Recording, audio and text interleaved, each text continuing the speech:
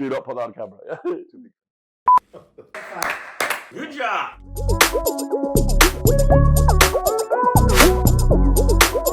Hi, I'm Tim Greaveson, the Chief Security Officer of Things Recon.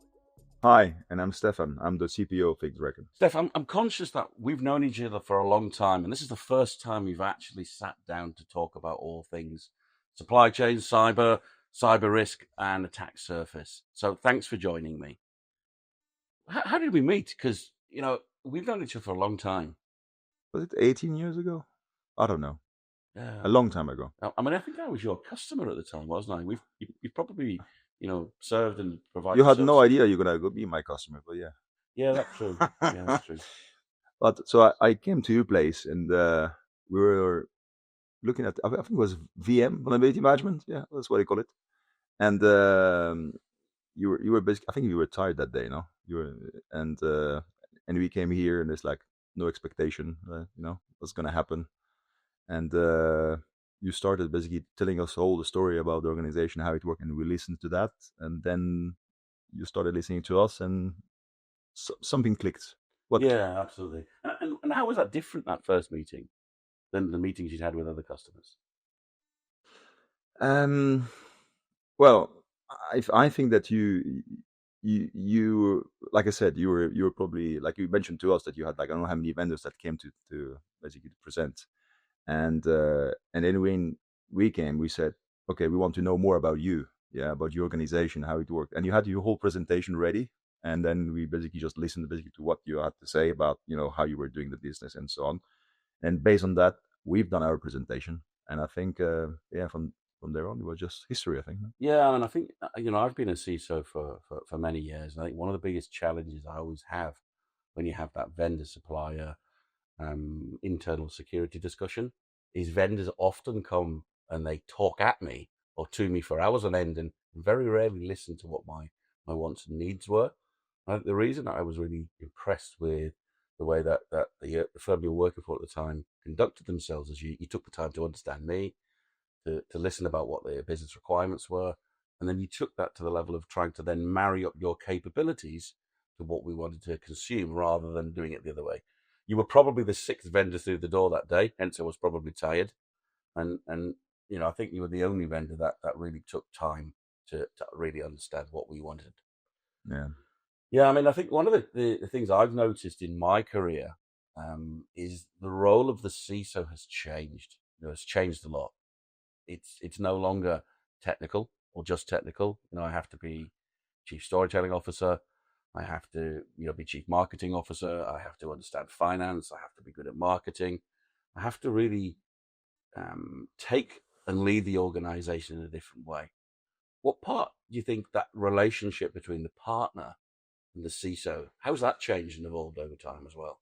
Yeah, because you were telling me about how the CISO role have evolved, and this for us is to understand how we can help you as a CISO, because you are basically going and selling to your organization to be able to get more budget. Yeah, that's what you told me last time, and I think because of the conversation we had, well, maybe 2 days ago, we were talking about how your organization or your CISO organization, I will call it, get budget from other organizations. So we thought about, okay, so how can we help not just the CISO, but how can we help with our technology or anything like that? How we can help those other organizations to realize that yes, there is something that we can help with, not just from a security point of view, but also on the other side of the of the fence. Yeah, and I think the challenge that the CISO's got today, or IT in general, is having to do more for less, or do it faster, because the pace and velocity of change and regulations and the threat actors is growing all the time. And I think one of the things that I often struggled with over my career is how do I have the right information and the right breadth and depth of context to be able to go and build my plan, to go and ask for that budget. Yeah, depth. Yeah, because we when we talked last time, and this is the kind of question I ask all the time. It's like I'm said about, okay, do you have a CMDB? Yeah, And then people just look at me and I said and start laughing about it. It's like, yeah, CMDB, CMDB. But that was a long time ago. And then you talked about Surface, yeah. So maybe today that whole thing has changed and it's not about Surface anymore. It's about the depth and breadth of everything that we have, everything that is connected to that organization. And because we look at things from the outside, yeah, we are seeing that this is not just Surface anymore. There's so many things in there. So how do you do that as a CISO? How do you? Yeah, I mean, it's really hard. I mean, I think, I work for lots of organizations and enterprises, and typically what I find is there's lots of technical debt. There's lots of businesses that we've acquired over the years and never really integrated. But one of the, the challenges that I have is business IT or shadow IT. How do I? How do you understand what, might not have gone through IT or through security that has become business critical? And many CISOs shy away and say, "Oh, shadow IT is a bad thing." I don't agree. I actually think it's a great thing because it helps innovate the business. It helps us be more agile, and then obviously with the introduction of things like AI, machine learning, it gives the business tools and skills to do what they need to do quicker. So I think security needs to be supporting and enabling the business, but it is tough, knowing where those assets are, knowing the change of those assets and where we get them from. So, anything that the vendor could do to help me to do that really, really helps. Yeah, I don't call them assets anymore. I'm just calling them things. Yeah, because there's so many of them, Yeah. and they have different, I would say, like context in which way you're using them in your organization, and they're all kind of interconnected. And when you look at it, it's crazy the amount of stuff that you have out there, and don't do not find basically the right way, or maybe I don't know, maybe people are overwhelmed, or maybe they don't want to look at it. Sometimes we talk about it. Oh yeah, I've sold that stuff, but I don't want to get dirty because I'm scared and I care about my job. Do you not think though that's a little bit naive trying to ignore, the vulnerabilities or the things that are out there, because not knowing it doesn't mean that problem doesn't still exist. Mm-hmm. Yeah. So how do we change that mindset then in the industry today? Yes, yeah, it's difficult, but we need to try to, I think, help to understand better those assets. Oh, well, let's call them things now, and bringing more context to it. How is that going to impact your organization, and bring that to CISO is almost like a persona. It's Yeah, like, yeah.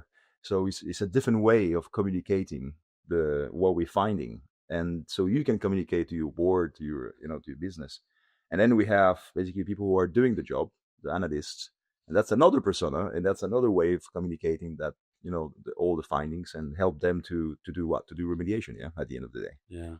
And then we've got that new challenge of regulations coming in, whether it be SEC, DORA, NIST. Is there a way we can try and take that information of the things and really make it a business enabler? Is that something that things are kind of doing to help customers do? Yeah, mapping, I will say. Yeah. We're looking at how we can help and map that so we can help the organizations to be ready, or the readiness, I would say, to those kind of frameworks. And so yeah, definitely. But in terms of what you've seen out there, Tim, with the whole experience, what do you think uh, that life, I would say, of a CISO of an organization, how does it change now? What do you do now to be able to do your role? Yeah, And yeah, because before, let's go like 20 years ago, the CISO have completely evolved. Yeah, you mentioned that at the beginning now, but can you tell me more about it? About how did it? yeah. Sure. I mean, before when I first started in my career, it was all about the technology. So it was about what technology, what tools do we use. But it's evolved. It has evolved a lot. So I think my role now is, believe it or not, is a lot less technology. It's much more about collaboration, talking to the business. So I've been good friends now with the legal department, the marketing department, the finance department, with IT. Often the CISO reports into IT or the CFO. So if it reports into IT, it's all about tech. If it reports under the CFO, it's all about numbers and finance and budget and cost. I don't really care where the CISO sits, but what we do need is to have a place that enables us to speak to the organization. And I actually think security leaders are very fortunate and very lucky.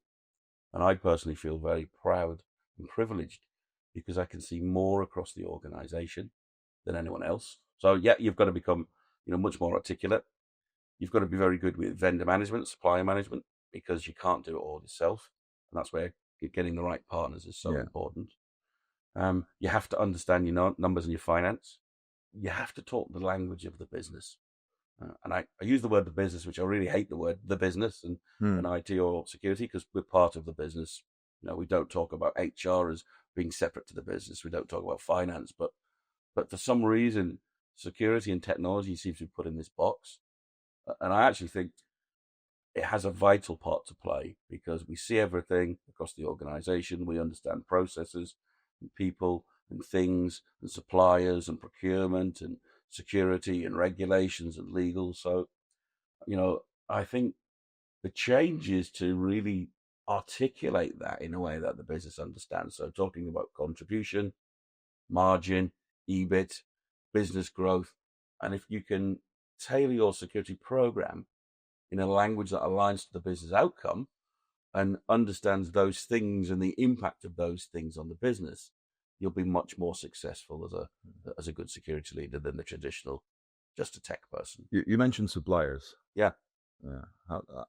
Now that suppliers are more and more connected to your organization, I would say from a digital perspective, how can we fix that? Because we've seen all those attacks and things happening around supply chain.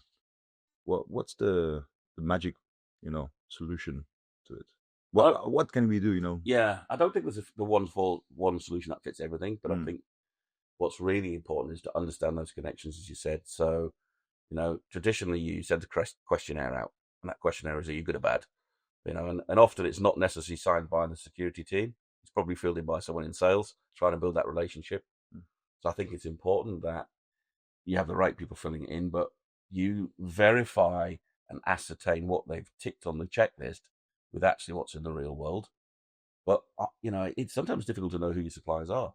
So if there's any way of mapping those suppliers out, understanding what the connections are, understanding how far they are within my ecosystem of my supply base, I think it's also important to not just look at vulnerability, because often I've talked to vendors who say, well, we can tell you what all your vulnerabilities are. And I say as a CISO, well, that's great. But just because there's a vulnerability doesn't mean it's exploitable. Exactly. And just because there's a vulnerability that's exploitable, it doesn't mean that it's important to me as a business today, because it's not an important component or element of my business. So I think anything that could be done to provide visibility, understand the connections, understand what data is flowing, Context. by providing context. So I'm really looking for not just technology features, but what's the geopolitical stability in the geography look like? What's the financial stability of that partner and vendor look like? Because that could have a very direct knock on to its ability to have good security. That's because any event is not just about now security, but everything else that and the other parts of the organization you're talking to. So if they're gonna affect also that part, you need to know about it. 100%. And it's useful not just for me, but also for procurement. They need to know these things, or finance. Yeah. And I think by doing that actually gives me a really good opportunity to go and talk to others in the business, and often bring budget that I didn't have myself. So, if I think of some events that have happened, COVID was a great event where people automatically went home overnight. So that allowed me to accelerate things like MFA, home working practices, better patching, good at getting understanding what assets I've got. Other events are things like the crisis in Ukraine, where certain geographies we weren't able to work in anymore with the regulations. I used those as competitive advantage to accelerate my program, but also talk to legal, talk to finance, talk to HR to get a better understanding of the things. But why are we waiting for those events to do stuff? We shouldn't be. Yeah. You should be doing it on a continuous basis, and I think that's my point. Is I've used those events to accelerate things we wanted to do, but actually we should bring that into the everyday thinking of the way that we look at a vendor or we look at a supplier. Yeah, it feels like you're talking about budget. It feels like that we always wait for an event to happen or something bad to happen to get budget. Yeah. And this it's like we need to prevent rather than be late to the to the game. So I think security traditionally has been incident management. Yeah, Yeah. and I think we should drive it via events of interest, and those events of interest are all happening on a continuous basis. But we should use that to really rethink and reshape. You might remember I talked about the events that happened in Spain and Portugal Yeah. with power. Whilst it wasn't a cyber incident, that allowed us to really rethink what does our resilience look like? What does our cyber hygiene look like? What processes have we got in place? Have we done a scenario test? And unfortunately, some of those answers came up that might not have been in place. So it's being prepared, it's bringing those assets together and really understanding the value of them. Yeah, I look at proximity also in here because if they're super close to your organization, they will have a bigger impact or faster impact, I would say. Yeah, because by the time it comes to you in here, if you have suppliers that's super close, connected and so on, and if something happens, you're gonna be the first in that blast. Yeah.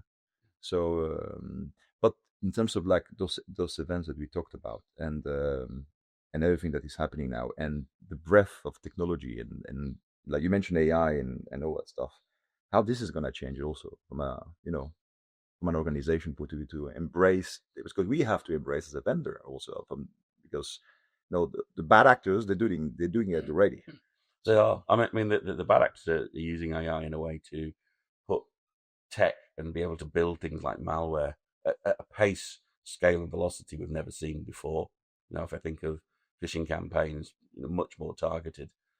I think as an industry, the vendors can use AI not just hunting for a use case they can sell something, but actually how can they use that to enrich the data, make sure that what we're providing is more customer centric.